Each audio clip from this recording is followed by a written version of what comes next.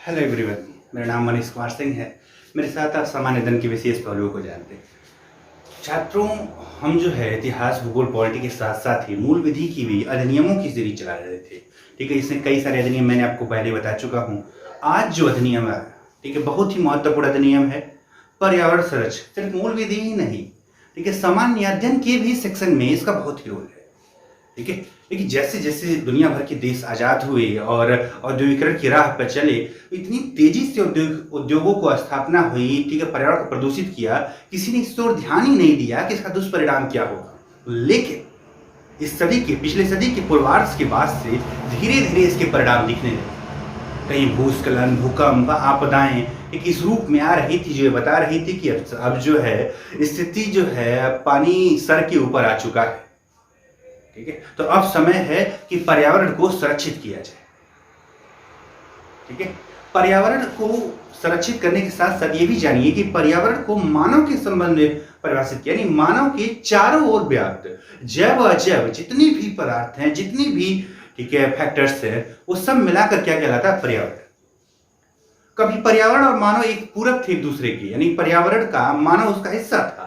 आज ऐसा हो गया कि पर्यावरण और मानव दोनों साथ साथ आगे नहीं बढ़ पा रहे। यदि मानव को विकास कर रहा है तो जो है पर्यावरण की बलि दे रहा है, और जिसका नुकसान कहीं ना कहीं घूम फिर कर आ रहा है। उदाहरण के तौर पर उत्तराखंड ले लिया जाए। एक राज्य है उत्तराखंड, उत्तर प्रदेश से कट के वर्ष 2000 में बना था। 2000 से लगभग 2013 तक इतना तेजी से विकास किया, उद्योग लगे, फैक्ट्रियां आई, लगातार विकास किया। लेकिन जब 2014-15 के आसपास में जब आपदा आई तो फिर से उनको वही स्थान पे ले गया, यानी कि पिछले 13 साल में जो आपने किया था वो शून्य हो गया। क्योंकि ये बदला किसका था? पर्यावरण का था। ठीक है, तो इस पर्यावरण को संरक्षित करने के लिए 5 जून 1972 को स्टॉकहोम में एक राष्ट्रीय सम्मेलन बुलाया गया, जिसमें भारत ने भी क्या लिया? हिस्सा लिया। ठीक है, 5 जून 1972। ठीक, भारत उसका हिस्सा बना, लेकिन अभी वो इस ओर ध्यान नहीं दे रहा। हालांकि इसी दौर में 73-74 में ही भारत में चिपको आंदोलन जैसे पर्यावरण को संरक्षित करने वाले कुछ ऐसी परियोजनाएं शुरू हो रही थी। कुछ आंदोलन शुरू, टिहरी बचाओ आंदोलन, ठीक है, शुरू हो रहा था। सुंदरलाल बहुगुणा, जिनका हाल ही में देहांत हो गया है, ये उस समय चर्चित व्यक्तियों में थे। लेकिन जब दिसंबर 1984 में भोपाल गैस त्रासदी हुई तो ये मुद्दा अचानक से फैल गया कि ये पर्यावरण बहुत ही जरूरी चीज है। इस बीच एक केस ऐसी बहता बनाम भारत संघ में, जिसमें, ठीक है, संविधान में प्रदान अनुच्छेद 21, अनुच्छेद 48 और मूल कर्तव्य अनुच्छेद 51 का ए में जहां पर्यावरण को संरक्षित करने का प्रयास की बात की गई है, उन्हीं को आधार मान के, ठीक है, न्यायालय ने सरकार को आदेश दिया कि आप एक ऐसा अधिनियम बनाइए जो पर्यावरण की संरक्षण कर सके। तब जो है पर्यावरण संरक्षण अधिनियम 1986 है। सरकार थी राजीव गांधी की, एक युवा प्रधानमंत्री था जो पढ़ा लिखा था। ठीक है, ऐसे में उन्होंने इस पर तेजी से, तत्परता से काम किया और 23 मई 1986 को यह अधिनियम पारित हो गया। अधिनियम पारित हो गया, बाद में गया 19 नवंबर 1986 को संपूर्ण भारत में लागू हो गया। ठीक, इस अधिनियम में कुल 4 अध्याय और 26 धारा, कुल 4 अध्याय और कितनी धाराएं? 26 धारा। ठीक है, तो धारा 2 जो है परिभाषा की बात करता है। ठीक है, धारा 2 हर अधिनियम में धारा 2 किसकी बात करता है? कि धारा 1 नाम की बात करता है, धारा 2 परिभाषा की बात करता है। तो धारा 2 जो है वो परिभाषा की बात करता है। किसकी परिभाषा? 2 के क में पर्यावरण की परिभाषा, 2 के ख में पर्यावरण प्रदूषण की परिभाषा, और 3 में, 2 के 3 में ग में पर्यावरण प्रदूषण की परिभाषा। 2 की क, ठीक है, 2 का क किसकी परिभाषा है? ठीक है, पर्यावरण की परिभाषा कि पर्यावरण है क्या। ठीक है, 2 का ख, ठीक, पर्यावरण प्रदूषक की परिभाषा। ठीक है, 2 का ग, पर्यावरण प्रदूषण की परिभाषा। ठीक है, ये तीनों परिभाषाएं किस में दी गई हैं? 2 में दी गई। तो 3 में क्या कहा गया? ध्यान से सुनेंगे। 3 में केंद्रीय सरकार को पर्यावरण के संरक्षण और संवर्धन के उपाय की शक्ति प्रदान की गई। 3 लिखेंगे नहीं, बस सुन लेंगे।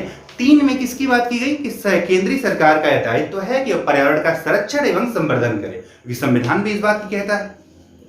ठीक है, ठीक है, दायित्व किसका है? ठीक है, सरकार का है कि वह इस संबंध में कुछ प्रावधान बनाए। ठीक, अब जो है इसी के तहत 3 के 3 के तहत, किसके तहत? 3 के 3 के तहत केंद्रीय सरकार प्राधिकरणों का गठन कर सकती है। ये जरूरी है। ठीक है, प्राधिकरणों का गठन कर सकती है, प्राधिकरणों का गठन कर सकती है। ठीक है, 3 के 3 में ये बात, 3 में क्या कहा गया था? शक्ति केंद्रीय सरकार को मिली है।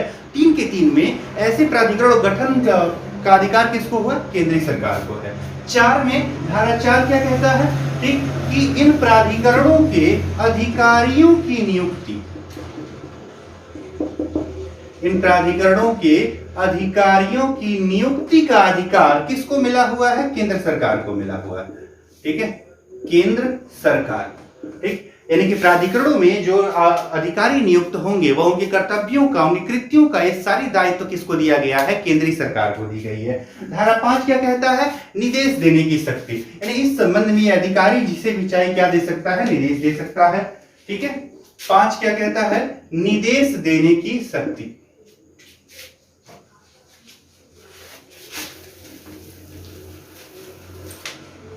पांच क्या कहता है? निर्देश देने की शक्ति।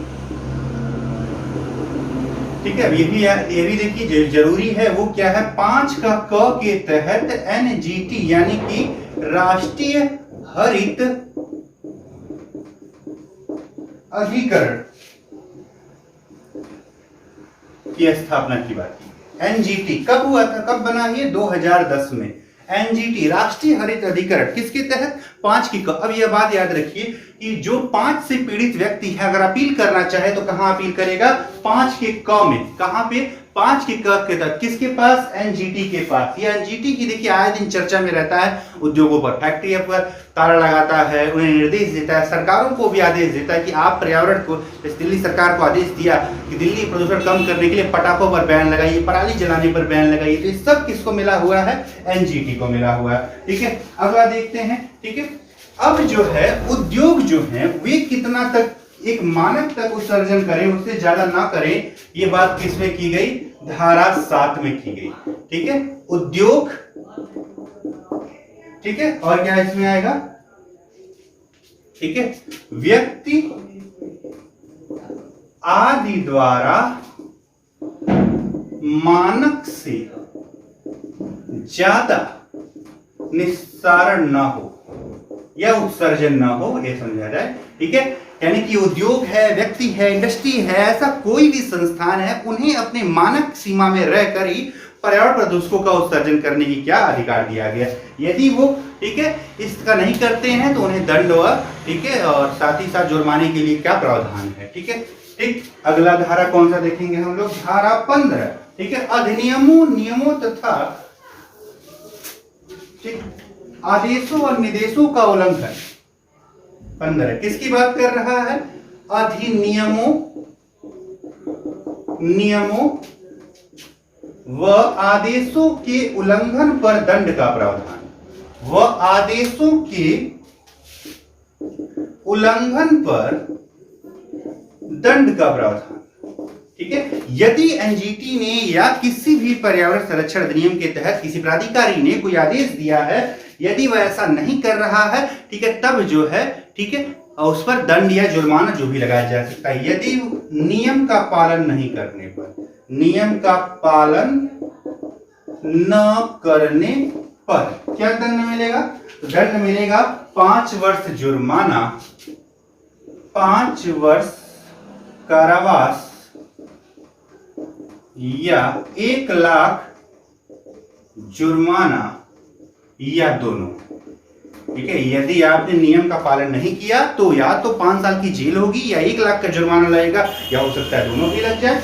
ठीक है, यदि एक बार उल्लंघन किया था लेकिन आप बार बार उल्लंघन कर रहे हैं, ठीक है, यानी कि पुनः उल्लंघन करने पर, ठीक,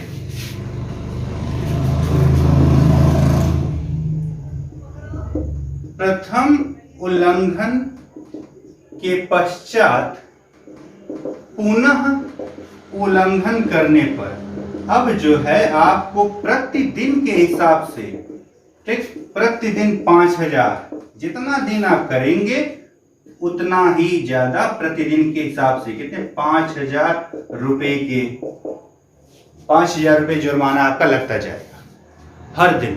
पहली बार तो ठीक था, लेकिन आप जो है फिर दोबारा कर रहे हैं, एक बार सरकार ने मना किया ना आपको, फिर आप क्यों कर रहे हैं सर? ठीक है, यदि आप कर रहे हैं तो आप ये ठीक है दंड के क्या होंगे, भागीदारी को। ठीक है, ये बात किसने की गई? ठीक, इसके तहत अब जो है ठीक है धारा 16, ये सारी चीजें कंपनियों के अपराध से जुड़ी, यानी कोई कंपनी इस तरह करती है तो ऐसे में उनके लिए क्या प्रावधान होगी, फिर सरकारी विभागों द्वारा। ठीक है, ये सारा धारा ठीक है जो भी मैं लिख रहा हूं इतना ही पढ़ना, ज्यादा आपको पढ़ना नहीं है। धारा 16 कंपनियों का अपराध,